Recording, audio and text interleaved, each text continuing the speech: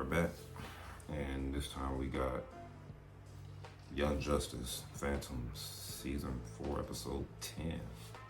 And this one is titled, what is it titled? Give me a second.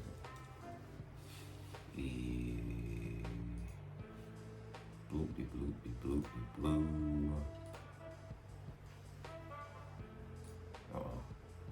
You know what you all thought of you and disregard that.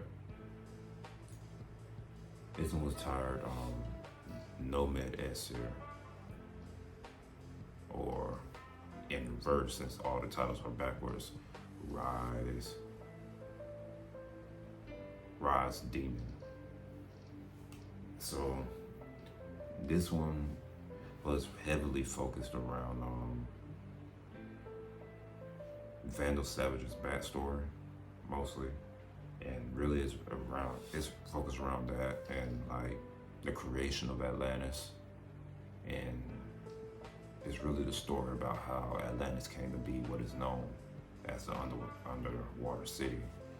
So, well, in the DC Comics anyways. So, Vandal, he had left, went to go and find more territory to conquer, came back and saw that his village, he had rebuilt his village after Clarion destroyed it, came back and the village was prosperous again. And it turns out his grandson had became king, was immortal essentially like him. And so he was building it up, it was prospering. It went from a small village to a large city that spanned the entire continent. And when Vandal came back, he was very proud and was like, oh, okay, nice. But then, Vandal, he has these ambitions of conquering everything, including the galaxy, and creating a strong race. So he tried to feed the idea of telling his son to sink his city, to sink just the city into the ocean. And the son's like, no, I'm not gonna do that, man. Like, why? I'm not gonna endanger my people for the chance possibility that a few of them will awaken their meta abilities. And that was the end of that discussion, but not to Vandal, because Vandal already made plans anyways. And so he teamed up with Clarion, and Clarion basically sunk the city. But he didn't stop at the city, he ended up sinking the whole continent, and basically lives were lost. And maybe a handful of people ended up awakening their meta abilities, just as Vandal predicted. And now there's a whole kingdom of Atlantis that conquers the entire 3/4 of the globe, which is what he wanted.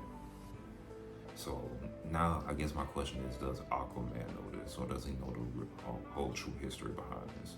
And I'm talking about like King Arthur Aquaman, not Calder Aquaman.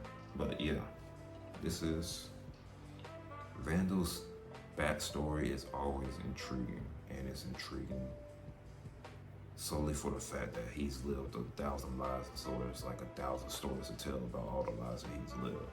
So I'm loving this exposition, Vandal's backstory, and I'm liking how they're splicing it in the episodes that we're getting. So kudos to them. But that isn't the only thing that happened in this episode. We also get their conflict, the conflict between the two Lords of Chaos, Clarion and Child.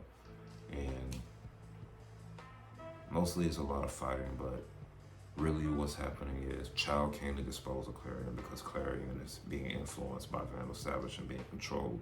So he's not a true Lord of Chaos because he's being controlled during bringing order. So she's come to dispose of him. And I gotta say, their fight scenes are insane. And she's basically flexing on Clarion, saying that I got the backing of all the Lords of Chaos behind me while you're just one. So your power is insignificant. That's why you will be disposed of. And so the fight, that's where it really ended. But Clarion escaped, so we'll see how that goes. But for now, we also, in between this battle, we get Zatanna there just overlooking it, saying that she doesn't see a problem with two Lords of Chaos fighting and one being eliminated. But then we also get the introduction, well, not introduction, but the former introduction of Stranger. That's his name, I guess. And he takes the time to the battlefield to show a perspective. And also, he takes the kids and they go to the Sanctum Sanctorum, which weirdly has the same name as the one in Marvel. So I guess all magic spaces have those same names, but whatever. And there we see Jason Blood. Now you know who Jason Blood is, you know who Etrigan is. And Etrigan is pretty much a badass. And so we get introduced to him. They employ Etrigan to help stop the Lords of Chaos from fighting and save Clarion. And he tries. He tries, but it's it's of no use because she's just flexing right now with all the power that she has. So they can try to destroy the medium, but seeing as the medium is made of like Atlantean sea stone, it's highly indestructible and it's infused with chaos magic, so it's gonna be they're gonna need a durable substance. And so that's the predicament they're in. What else happened? I just realized a lot happened. So they also did some cuts between Beast Boy and Miss Martian, and them still, loathing in their sorrows. Beast Boy can't sleep, and he's over just looking at old pictures. Magan is just, loathing. She closed off her mind. Her sister's trying to cheer her up. And we get a scene where she actually does. And she also cries. And she's finally feeling her emotions. She kind of didn't want to feel it. I think that's the reason why, because she didn't want to acknowledge that it's true when it happens. So she's on one step in the right direction. So hopefully she'll be able to help Garfield too, because he is just in the slump and I don't think nobody else can help him except for maybe Magan. Hopefully it isn't too late. So then there's that. I believe we got, the post-credits, well, not really post-credit scene, but the scene before the post-credits where Vandal Savage meets up with the Lord, with Dr. Fate, and, I'm telling him that we need some other solution. We need something else because you're not going to be enough for two Lords of Chaos with your decrepit old body. So, we need you to make something happen. And then he leaves. And really, he's leaving because at the post-credit scene, we see him on the war world making advancements and trying to get everybody, his known associates, to get ready to go, right? And so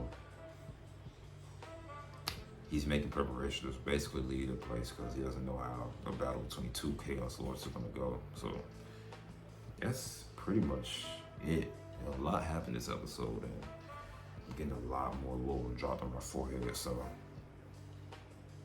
if you got a 5 head, I'm not gonna judge you. But yeah, that's pretty much it, man. So let me know what y'all think, man. How y'all feel about this episode? Liked it, disliked it, what did you like about it? What are you liking about the series so far? We're 10 episodes in and almost halfway through. So we got a bunch of content to cover, and they're doing an excellent job covering it. Especially, I keep saying this, I'm not gonna repeat myself. You already know the deal. So, like the video, follow me if you want to. If not, that's cool. And I will catch y'all in the next one. Peace.